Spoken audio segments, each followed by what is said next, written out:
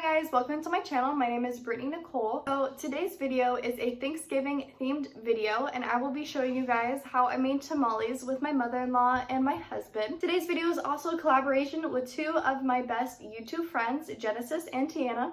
Their videos will be linked down in the description below. They are also making Thanksgiving videos, but they are not making tamales. They are doing things that mean a little bit more to them personally with their Thanksgiving. Tiana is actually from Canada, so that'll be exciting to see a Canadian Thanksgiving versus an American Thanksgiving like I'm used to. If you guys are interested in my video, just keep watching and I will show you how to make tamales with my mother-in-law. And if you guys aren't interested in my video, that's completely fine. Just make sure you guys check out Genesis and Tiana's videos down in the description box below. Thank you.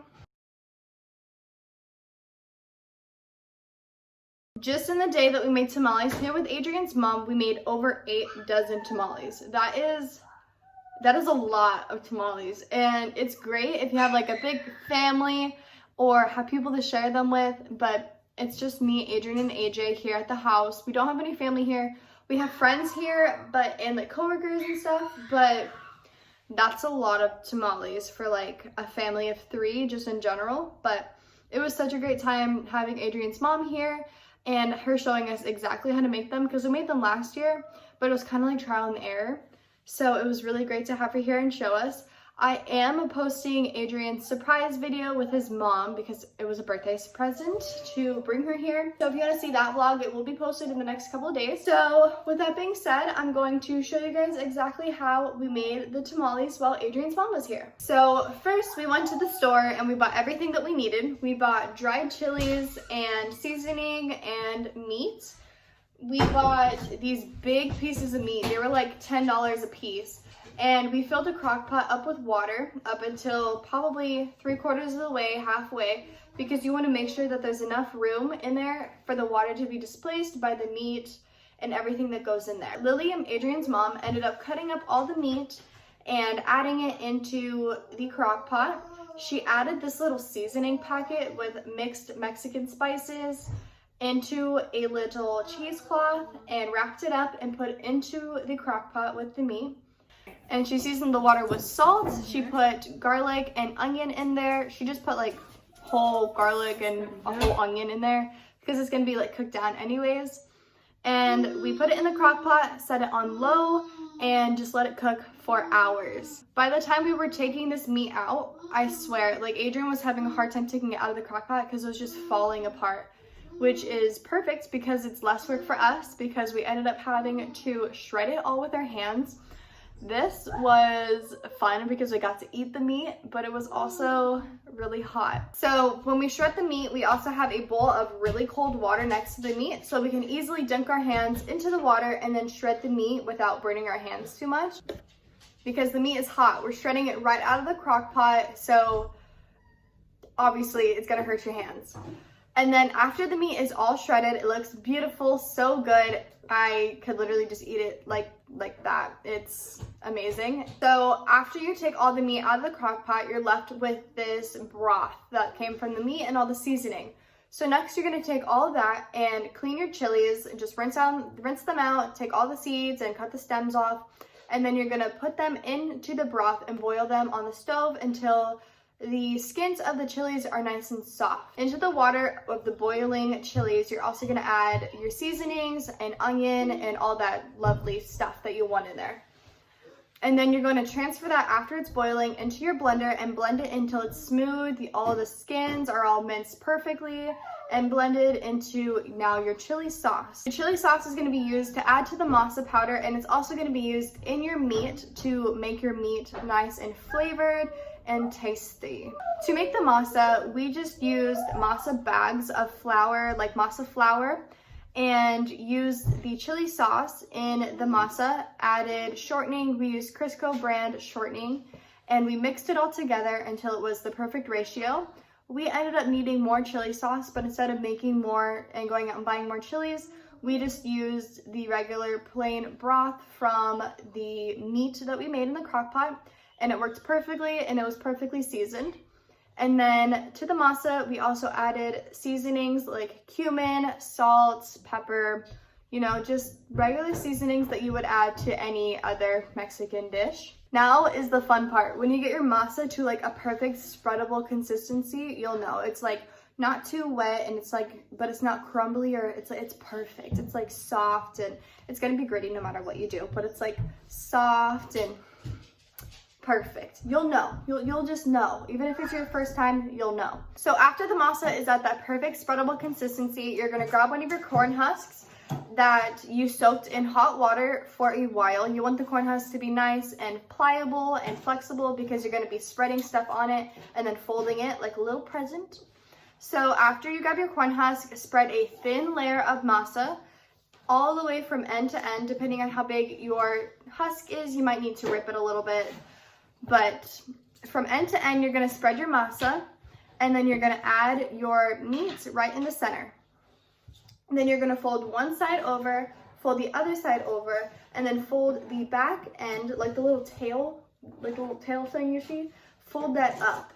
And then it's like a perfect little present. It's like the best present. It's like a Christmas baby, but edible. It's perfect.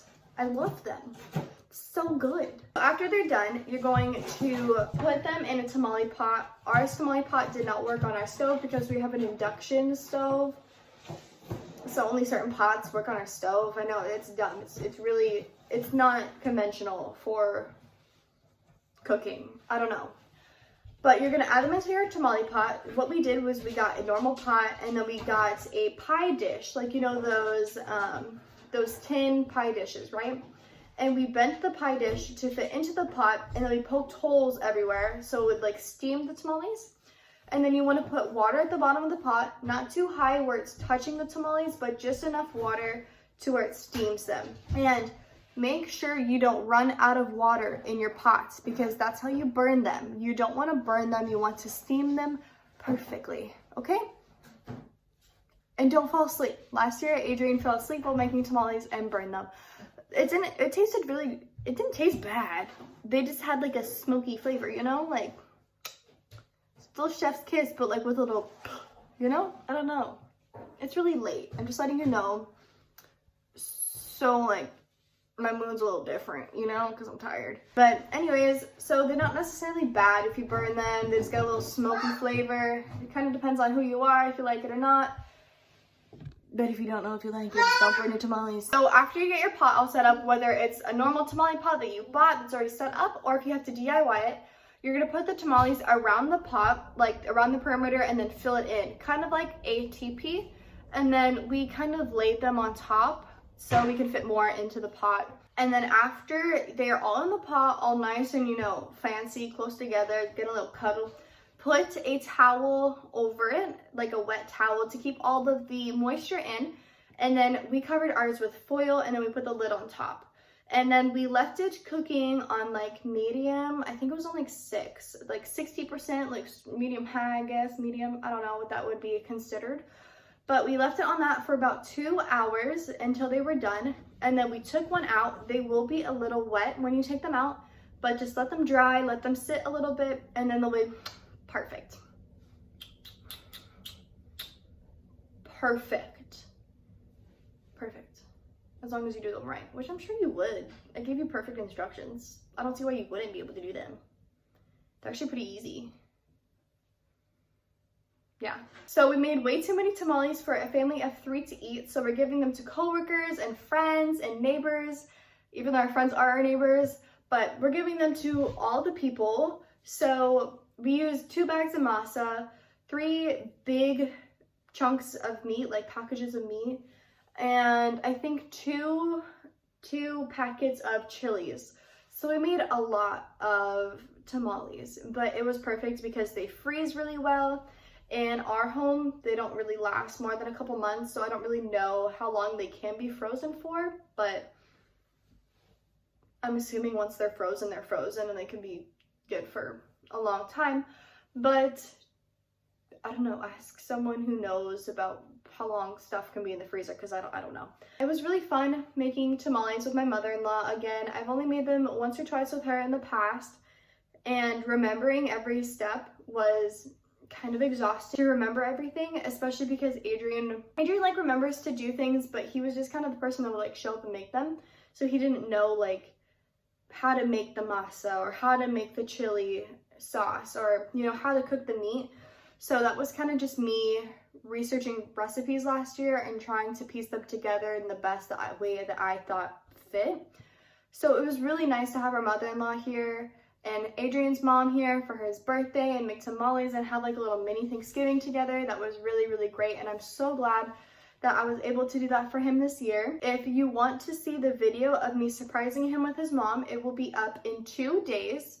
So not today, not tomorrow, but the next day. So it is Monday, so it'll be up on Wednesday. So make sure you guys wait and press that notification bell so you will be notified when I post that video of me surprising my husband, as well as make sure you check out Genesis' video and Tiana's video. They're both doing Thanksgiving related videos as well. So on Friday, I'm posting a video of me trying on clothes from an Instagram thrift page. This is one of the pieces, super, super cute. It didn't pay retail value. So if you want to see that one, come back on Friday. Honestly, if you just press the subscribe button and the notification bell, you won't have to remember these dates because you'll be notified. Perfect. So if you guys like this video, make sure to give it a thumbs up. Leave a comment down below of your favorite Thanksgiving tradition and subscribe this video for more. Make sure you subscribe to Genesis and Tiana. I will leave their bubbles on the screen instead of mine. So gracious, I know. But my subscribe button is always down in the description area. You know where it is. So thank you guys so much for watching and see you later. Bye.